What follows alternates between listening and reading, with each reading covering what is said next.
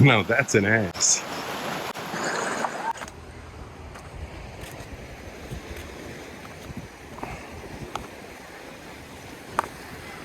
There's that ass again. Woo.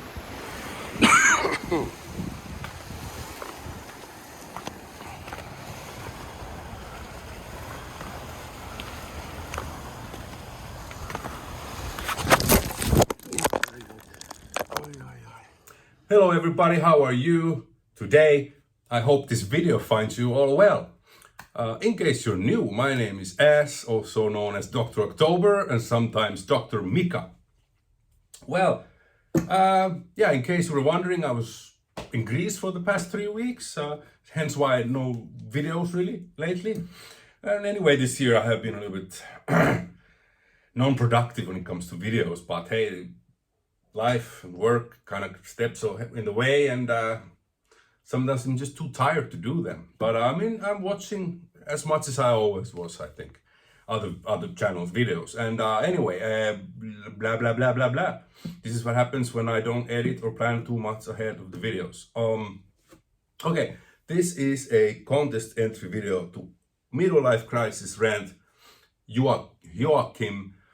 Portuguese dude who lives in the States, his 100 subscribers celebration contest. Go and check his video, which I'm gonna also, of course, link in the description. A very simple contest. I like the idea. It was actually harder to come up with the things that I thought it would be. First one is very easy for most of you, is to keep the video under 20 minutes. For me, that might be a challenge because I usually ramble and stutter, do multiple takes because English is not my first language and I tend to fuck up, and it pisses me off. It annoys the hell out of me when I can't explain what I want to explain in a cohesive manner. But I think I'll be editing this video just a little bit. Okay, so first thing was video under 20 minutes, and I will tell the other things as we go along. So he wants to basically, the gist of it is that he wants to know more about you, us, the fellow members of vinyl community. And so a little story about your background, how you got into music, or like your music taste, how it developed, and it is what it is nowadays. So let's do it. So the first thing is, you have to show a record that you think might surprise other friends and people in the VC that you're a fan of that. So my pick is Beck Colors. Reason is that, okay, Beck, I love Beck ever since I heard Mellow Gold. So, but this is very different from that stuff, and that's why I'm showing this record, because this is, generally speaking, I have seen many like Beck fans, older ones, fans of the old stuff, absolutely hate this or dislike this album. Reason is that it's very dancey. It's like indie pop dance record. I absolutely love this record. I think it's a feel-good record, and I don't have really many records that you could say has a dance beat to them.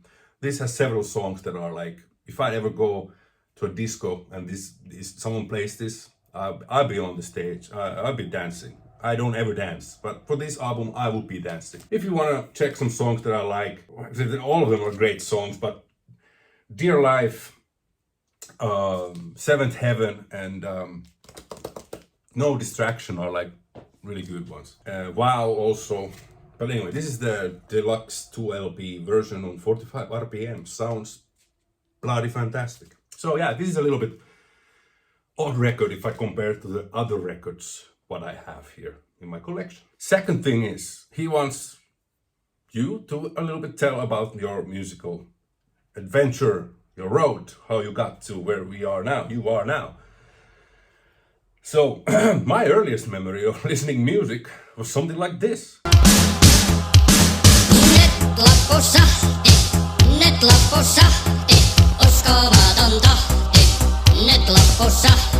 But then also I remember listening a lot of Beatles, The Who, Rolling Stones, The Byrds. Actually, I liked a lot. I liked The Byrds more than the Beatles, as my dad was telling when I was really young.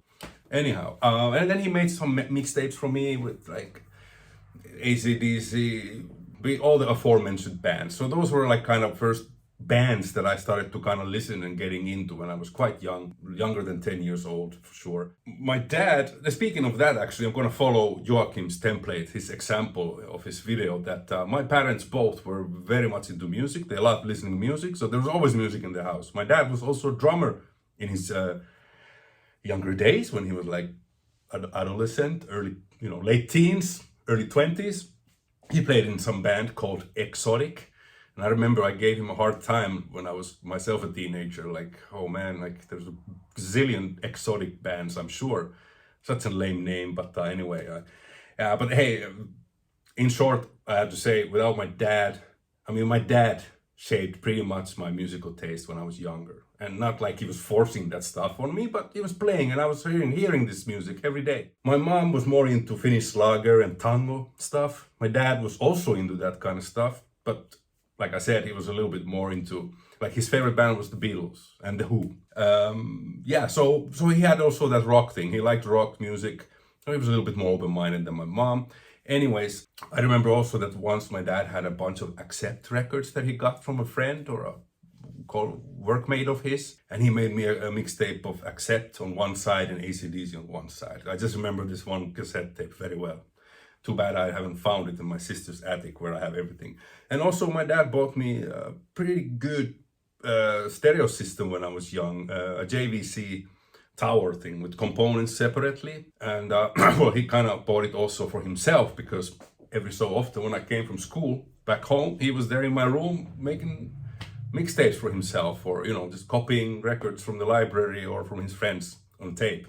And from that JVC, I still have the stereo receiver here, and it works like a charm. That's back when they did things well, like they built them solid. Okay, so then next thing happens. Neighbor of mine, who 4 days older than me, a friend of mine, childhood friend, Tuomo, his cousin gave him a lot of mixtapes, and those mixtapes had bands like where do I have this?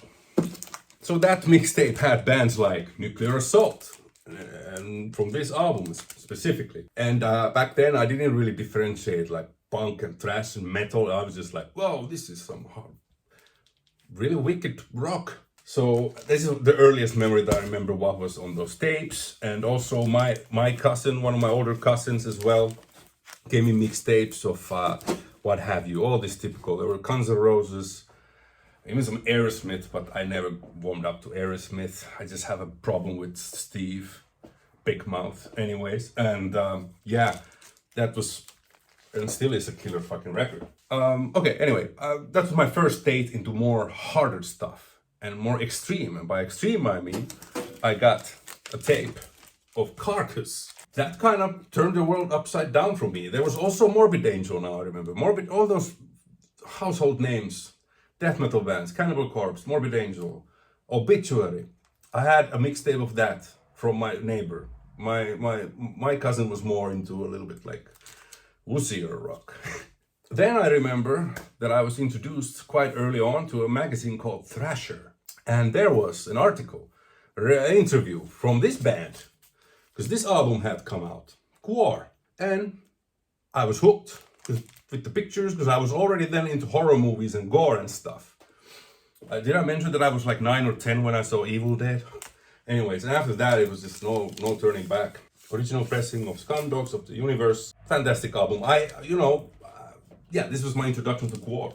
Then let's backtrack, or maybe that's about the same time. I really don't remember well the timeline exactly, so please excuse me. So one side my dad bought me my JVC stereo tower system. That same year for my birthday or for Christmas, I got my first physical copies of music that I remember, like actual bought records, not just mixtapes that I had plenty back then. One of them was from my sister, Bananarama Greatest Hits CD, which I don't unfortunately anymore have. And the other one from my sister was Black Sabbath Greatest Hits. What a pairing. And the other thing that I got from my dad in celebration of the new stereo system, was this one. And this is the very same copy that I got. So I have managed to keep this in pretty good condition. The Razor's Edge of AC/DC. I love this album. Obviously it has a soft spot, but yeah, Thunderstruck is overplayed tune. It's like another Paranoid. I don't really get the same kicks out of that anymore. It's not a bad song, just overplayed. But everything else, top notch in my opinion. And the other one was Anthrax, Persistence of Time, that I got from my dad. And I think this was just had come out. So it's 1990? 1990, exactly. So I was 11 when I got this, and Razor's Edge. This is not, unfortunately, the same copy that my dad got for me, but I lost it or sold it when I was younger, I don't know. But this is, I found another copy of it. So Black Sabbath and Bananarama, and Anthrax and AC/DC. AB. I thought that was a funny connection. Then, 2 records that I bought from my own money. What I remember. First 2 records were, this is also an interesting pairing, was this Public Enemy record.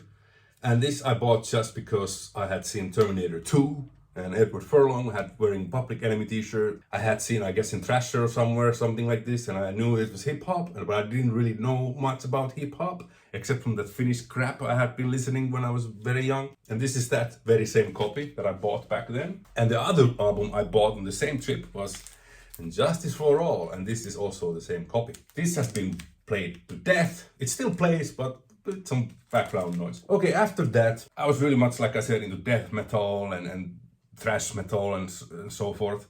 And then I think I was 14, 15, and I was in the upper elementary, and I meet my best friend Kalle, with whom I made bands. We formed bands and everything. He gave me a mixtape that had, and of course I find a way always to insert this band in my videos, and that is No Means No, Wrong. He had, I think, The Big Dick and The End of All Things, and It's Catching Up were the 3 songs that were on the mixtape. So, No Means No Wrong blew my mind, expanded it, and also what else was there on the mixtape was Dead Kennedys. And this album, and same like Joachim showed, In God We Trust Incorporated. This is actually a fun fact, it's a Finnish pressing with an additional track, Too Drunk to Fuck. It's pretty neat. So yeah, Dead Kennedys was something. Chemical Warfare, I remember that song made me like kind of really fall in love with Dead Kennedys. I remember I played that song to death. And then also another mixtape that I had Minor Threat, not this one, the one with McKay's brother on the cover. That's the comp of the 7 inches. So yeah, I thought just show it. So Minor Threat was a big part when I was getting into punk, as well as my other favorite band, Husker Du. Yes.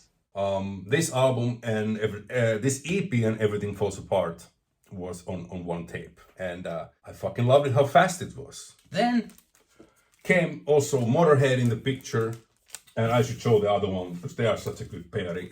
Ramones and Motorhead came into my life from my same friend Kalle. He gave me a shitload of mixtapes, and I owe big thanks to Kalle for having also that I kind of made the leap into punk music. And it's not so common that, well, usually what I've heard from friends, everyone was first into punk and stuff like that, and then they made the transition into heavier stuff, a little bit like with drugs, you know, you have to get to the harder stuff. Anyway, for me it was the other way around.